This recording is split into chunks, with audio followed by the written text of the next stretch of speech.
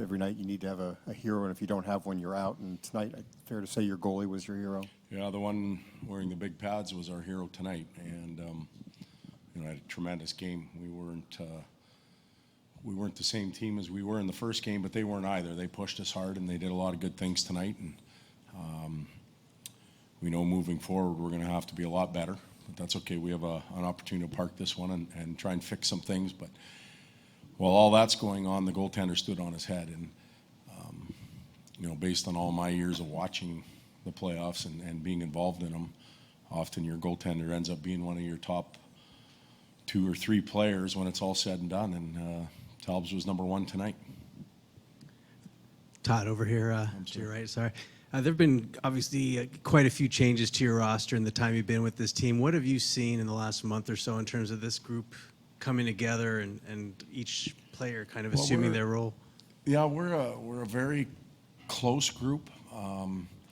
I think all the misery that a lot of the players have been through, as it began to turn, players were unified. They believed in each other. They do a lot of things together. The players that were added by Peter and his staff fit the personality of the team, and then the ability to stick with it, to hold your hand, not to fold it. On nights like tonight, when it wasn't going our way, it certainly wasn't, at least in the second half of the game. But we found a way to stick with it, and that builds character, brings the team together, and they've done a good job. The players have done a really good job. Todd, for a few years, Talbot was sort of an understudy to Henrik Lundqvist. Now he's the man for you guys. How much do you think he's relishing this opportunity, and can you see it that he's enjoying just being the guy in net for you guys? Well, he's certainly enjoying it. He likes the opportunity just to play. It's a lot more fun when you win a game and you play like that. Of course he's going to be happy, but he wants to be in goal every night. There was a lot written and talked about is Talbot's tired? Are you playing him too much? It was like pulling hair to keep him out of the crease or to give him an off day. He loves to put the pads on and get out there and play.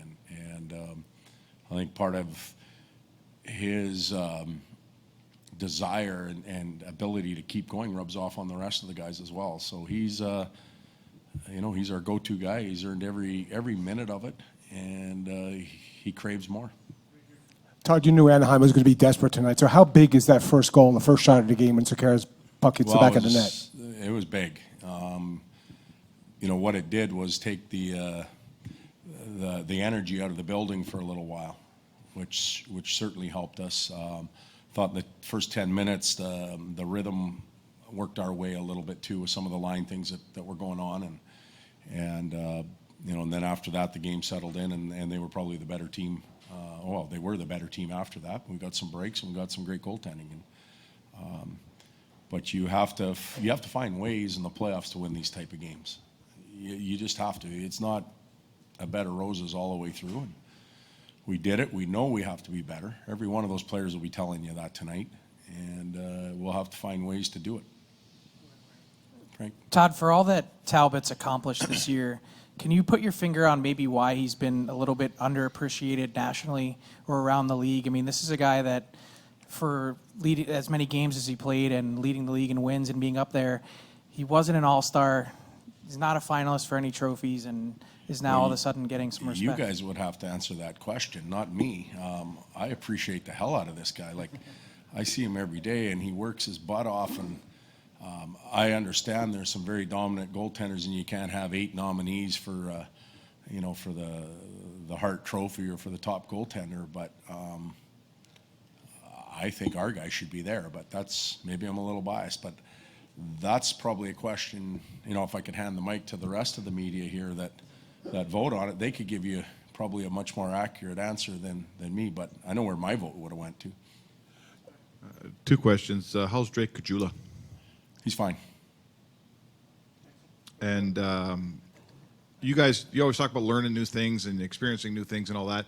This is a new one. You haven't been up 2-0 in a series, coming home for Game 3. The city is on fire. How do you coach your way around this one? Well, we first of all, we rest. Rest is a key tool in the playoffs.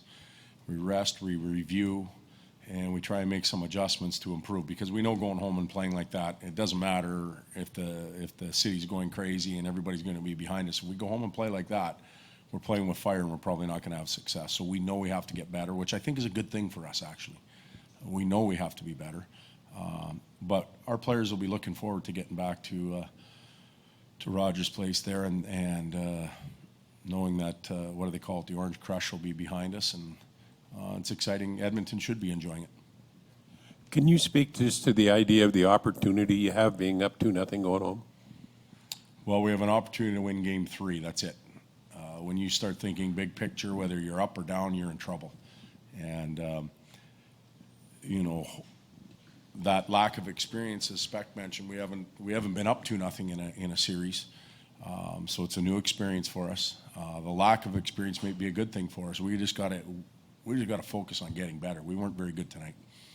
Todd, what have you liked the most about your power play in this series? I know tonight Patrick got to the front of the net and made some things happen. Yeah, we certainly weren't clean, but I think we generated 8 or 9 shots on goal on the power play, and we went from being a little bit frustrated to scoring a real important goal, and that created a little momentum. It allowed us to stretch the game out a little bit longer, and it set them back a little bit. Their push didn't come quicker because of it, if that makes any sense.